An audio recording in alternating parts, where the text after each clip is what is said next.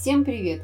Хотим поделиться с вами своим опытом, как мы изготавливали кухню собственными руками из старых шкафов, старых обрезков. Мы даже использовали остатки ДСП, которые у нас остались от монтажа пола.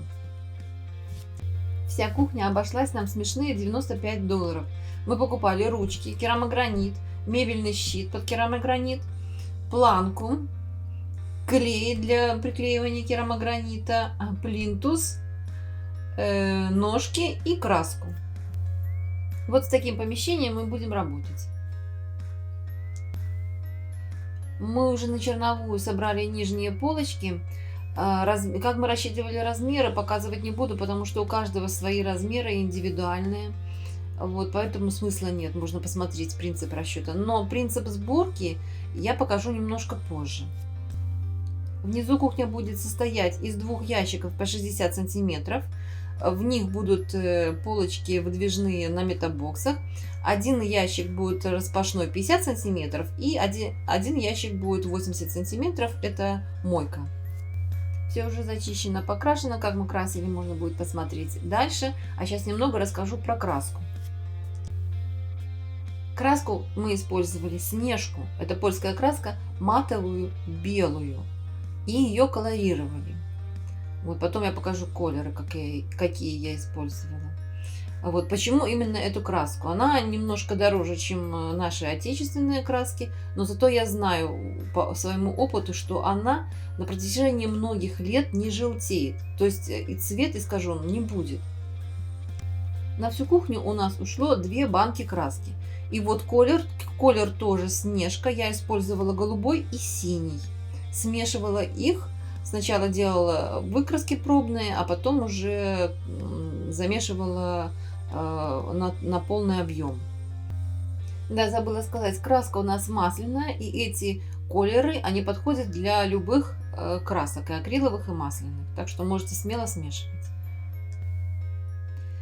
Покрасили мы абсолютно все, как видите, даже внутри тумбочек, чтобы освежить старые шкафы, чтобы не было запахов никаких посторонних. Но вот полочки, которые выдвигаются, я не красила. Почему? Потому что все-таки на краске могут оставаться какие-то следы, разводы. Ее хуже оттирать, чем просто ламинированное ДСП. Поэтому я хорошо вымыла и оставила так, как есть. В принципе, если вам такое не нравится, вы, естественно, можете покрасить и все сами тоже все вместе. Значит, выдвижные полочки у нас на метабоксах. Метабоксы у нас остались тоже от старой кухни, поэтому тоже ничего не покупалось. Но даже если их и покупать, то удорожание произойдет незначительное кухни. Мы даже не стали покупать новые решетки в сушку. Хотя можно было купить и новые, они там копеечные, ну что уж там, экономить так экономить. Я просто покрасила старые. Ну вот показываем принцип, как мы работали с поверхностями. То есть сначала, конечно же, по размерам вырезали ДСП ламинированное. Затем, если где-то есть какие-то мелкие, незначительные, бросающиеся в глаза дырочки, их зашпаклевали. Вот теперь шпаклевку эту выравниваем. И выравниваем, затираем, зашкуриваем поверхность, для того, чтобы краска лучше легла. Все боковые поверхности, срезы, кромки, конечно же, зашкуриваются вручную. Они, если есть необходимость, если там срез от пилы, то они зашпаклевываются, а потом просто зашкуриваются. Так, ну и перед сборкой обеспыливаем поверхности. И потом еще повторно будем обеспыливать их перед покраской, естественно.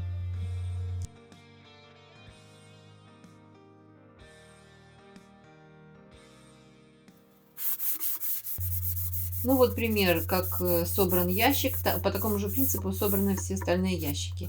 Стягиваются они конферматами, срезы замазываются шпаклевкой по дереву, замазывала я, и обрабатывается наждачкой. И обратите внимание, как ошкурены боковые поверхности ящика. Делали это мы для того, чтобы краска ложилась по поверхности пластиковой лучше, чтобы было схватывающий момент был лучше, чтобы не было разводов, чтобы как-то валик не подскакивал. Ну и оно действительно так.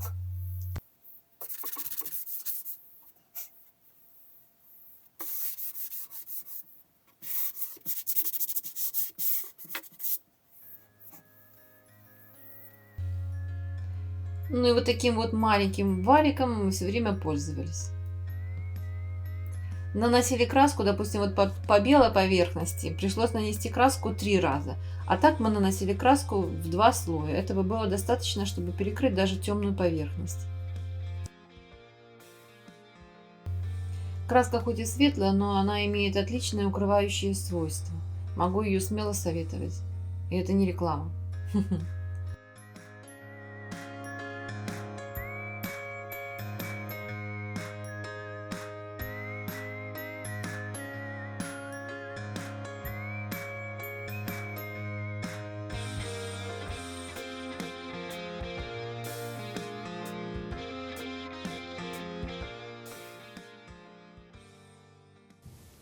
Ну вот уже краска подсохла, и теперь будем собирать этот ящичек.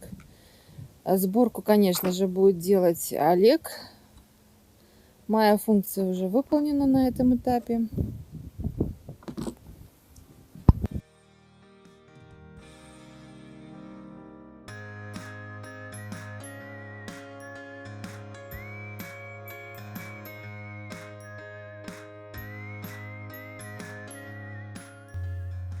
Здесь я не буду углубляться в подробности, лишь покажу принцип, потому что весь процесс сборки подробно ящичков есть в отдельном видео, будет либо ссылочка либо вверху, либо в описании. Так что можете посмотреть очень подробно, там все рассказано.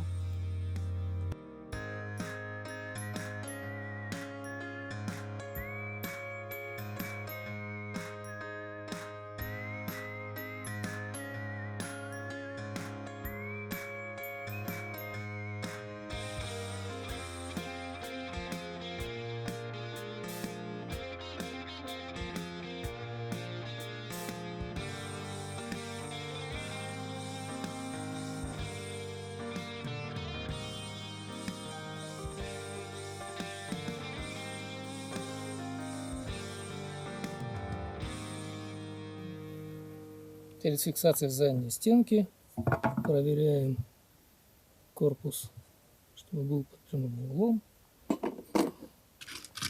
После этого фиксируем.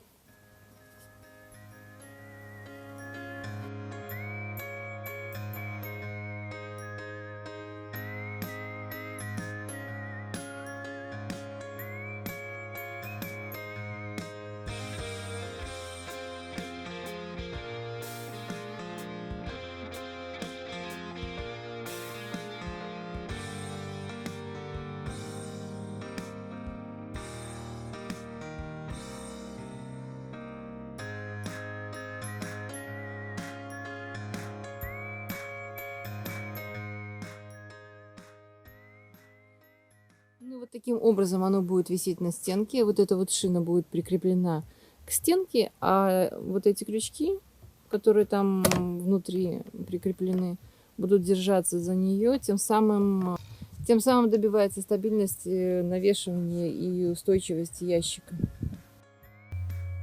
Вот еще хочу заострить ваше внимание. Посмотрите, это вот мы собираем сушку, вот, и вниз мы пустили всего лишь 2 реечки. Это сделано для того, чтобы был лучше доступ воздуха и посуда там быстрее проветривалась и сохла. Хотя, в принципе, я и так ставлю сухую посуду, но все равно, чтобы исключить лишнюю влагу. Шину для верхних ящичков навешиваем по уровню.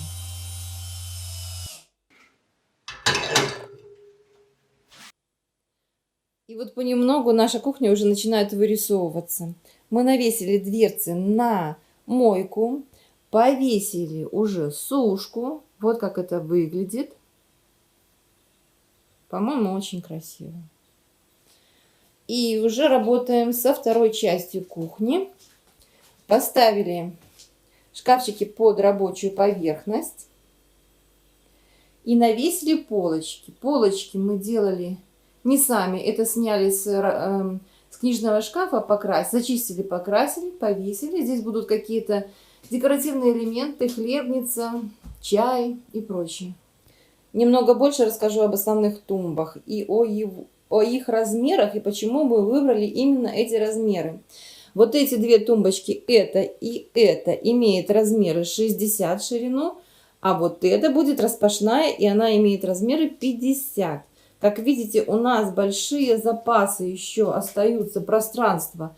Вот 5 сантиметров между плитой и 10 сантиметров между стеной и шкафом, последним шкафчиком. Сделано это для того специально, чтобы здесь вот пустить трубы холодной горячей воды в соседнюю комнату, а вот это расстояние 5 сантиметров уйдет вот к этой стене. Рабочая поверхность будет впритык полностью закрывать, но щель это останется. Мы это сделали для того, чтобы в будущем, если мы захотим поменять плиту газовую на большую, она сейчас у нас 50 сантиметров, у нас был запас возможностей. Осталось нам застелить рабочую поверхность. Она будет из керамогранита. И в принципе все. Вот здесь у нас идут газовые трубы. Внизу идут трубы отопления. Сделали вырезы здесь. Этот шкафчик крайний будет распашной. А эти шкафчики будут с выдвижными полочками. Полочки в основном из металлобокса. Только одна полочка здесь у нас получается, даже не знаю, как она называется, эта система. Очень старая, но плохо работающая. Но что было, то было. Высота шкафчиков еще не урегулирована. Будем регулировать, когда положим рабочую поверхность. Скорее всего, она будет стандартная 85 сантиметров. Между рабочей поверхностью и вот этими шкафчиками мы пустили расстояние 60 сантиметров. Ну, мне так удобно. Очень подробное видео, как мы монтировали столешницу, можете пройти по ссылочке вверху или в инфобоксе, будет описание. Там все описано подробно. Здесь я остановлюсь на основных моментах. Делаем рабочую поверхность. Для основания мы взяли мебельный щит. У нас были варианты сделать из дверей старого-старого советского шкафа, наверное, 50-х, 60-х лет выпуска. Однако они были кривые. Купили мебельный щит.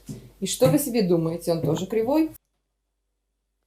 Выравниваем щит по контуру, по одной стороне, которая будет идти к плите, и по стене. 4 тут. Что мы смотрим? И 1.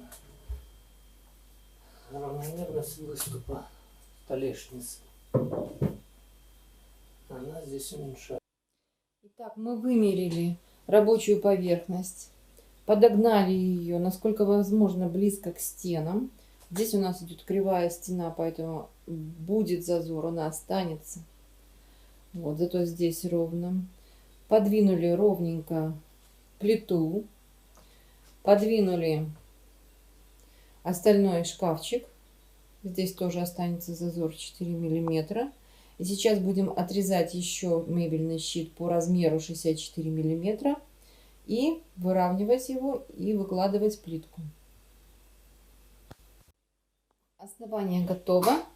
Вырезаем плитку.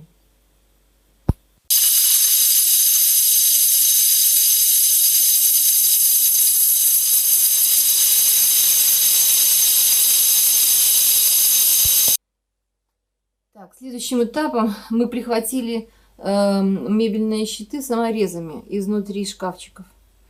Во-первых, они выравнивают мебельный щит, во-вторых, держат рабочую поверхность. Обеспыливаем поверхность перед наклейкой. Это обратная сторона керамогранита. Вот мы подошли уже практически к финальному завершению нашего проекта. Наносим клей. Силикон церезит CS15. Силикон церезит CS15.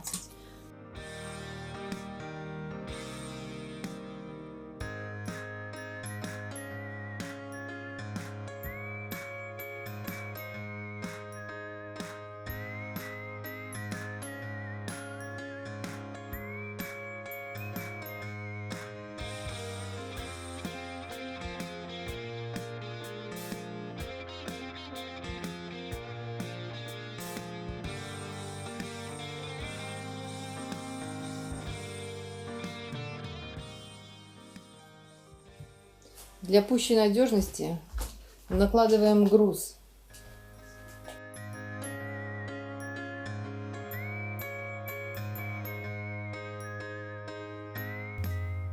Ну вот сняли груз, все получилось хорошо. Между щитом и керамогранитом получился зазор небольшой. Все ровно. Осталось только сделать плинтус и заделать фасад столешницы. Это я покажу чуть позже, потому что долго искали и думали, чем его заделать, фасад.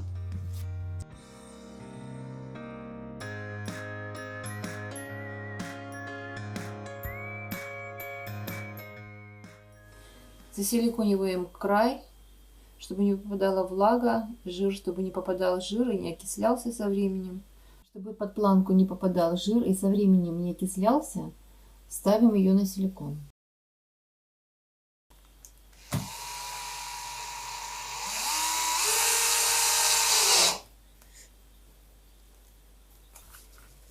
Излишки снимаем растворителем. И вот такой получается у нас уже готовый результат.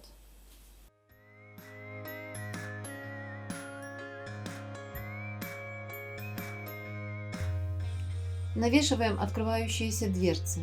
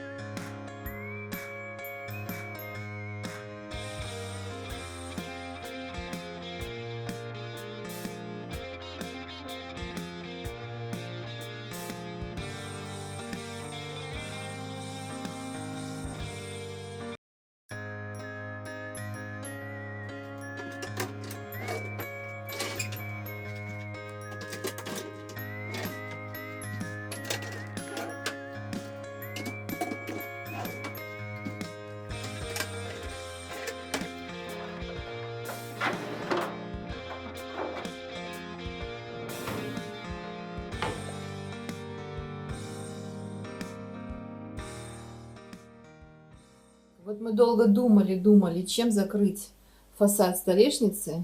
Долго искали и наконец придумали. Купили такую в строительном магазине прокатную полоску, да? Что это? Прокатная полоса Алюминиевая полоса. Алюминиевая полоса. Прокатная алюминиевая полоса. Шириной 3 сантиметра. Будем садить ее на силикон.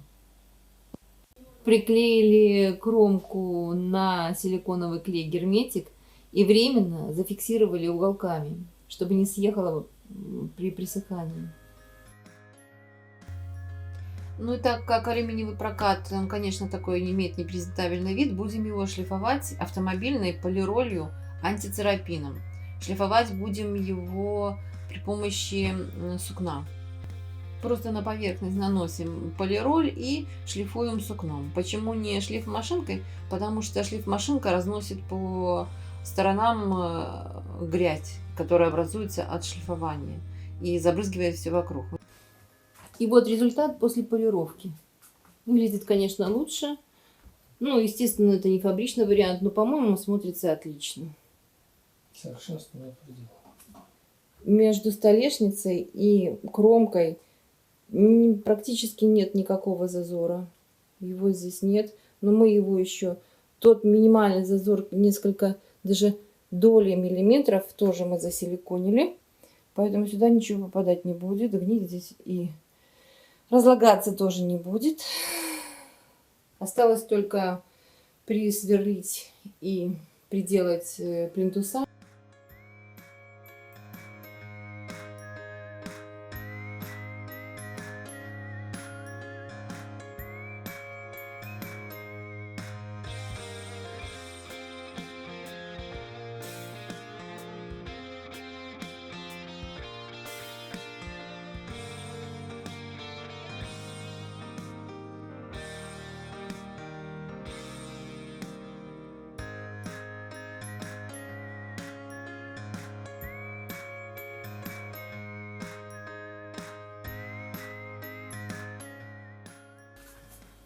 И вот окончательный вариант уже рабочей поверхности, уже вместе с ящичками. Смотрится очень хорошо. Для дачного варианта кухни очень красиво. Да и не только для дачного. Кухня, собранная своими руками из старья. Из старых шкафов, старых обрезков каких-то. Единственное, что здесь было приобретено, это керамогранит, ну, мебельный щит, хотя его можно заменить было и дверцей, потому что он тоже оказался неровным. Пришлось его выравнивать.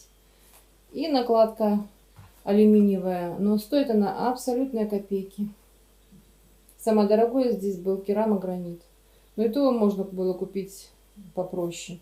Например, из двух частей составить. Керамогранит у нас размера 120 на 60. Можно было купить 60 на 60 и просто зафуговать срез. Ну, просто вид он... был бы не тот. Да, вид был бы, конечно, И не тот. функциональность потерялась. Ну, может быть, и потерялась бы функциональность. Но вид был бы... Вид, конечно, этот красивее, но он в 2 раза дороже. Это испанская плитка. Можно купить и попроще. Сначала мы собирались купить попроще, а потом посмотрели, нам по цвету идеально подошел этот. Поэтому мы решили купить уже подороже, но зато подходящий по цвету, по интерьеру. Вот такая красота. И вот наша кухня уже практически в завершенном виде. Вот эту вот часть я уже показывала. Здесь я уже поставила все необходимые вещи для работы. Здесь все также практически стоит, осталось. И на второй стороне у нас мойка. А над мойкой, естественно, сушка. Вот. Мойка имела размеры 80 сантиметров. Мы еще приделали 20 сантиметров. Для того, чтобы можно было помыть посуду, поставить, чтобы она устойчиво стояла, не упала, не разбилась ничего. Приставка у нас тоже из керамогранита. Сделали точно по такому же принципу, что и столешницу. Отделали алюминиевым металлопрофилем. И крепится все это вот на таких вот держателях. Чтобы не было лишних ножек, полочка держится на таких вот держателях. Все достаточно устойчиво. Переход мы сделали, вставили специальную планку. Ну, наверное, все знают про такие планки. Тоже она стоит на силиконе, чтобы не затекала вода и там не раздувался материал. И вот здесь, с этой стороны, у нас стоит холодильник. И я сначала не подумала, у нас над холодильником оказалось пустое пространство, которое можно с пользой использовать. Поэтому я буду делать шкафчик такой же, аналогичный, в аналогичном стиле. Размеры его будут где-то 50 на 60, он будет небольшой, но чтобы можно было туда поставить все эти предметы мелкие, которые используются один раз в год, а все остальное время болтаются под руками и мешают. Например, крышки, закаточные машинки, какие-то там мерные стаканы и прочее. Ну и вот такой вот опыт в нашей копилке появился, изготовление кухни своими руками. Как говорится, глаза боятся, а руки делают. Делитесь своими впечатлениями и эмоциями от наших работ. Подписывайтесь на наш канал. На этом все. Всем пока и до новых встреч!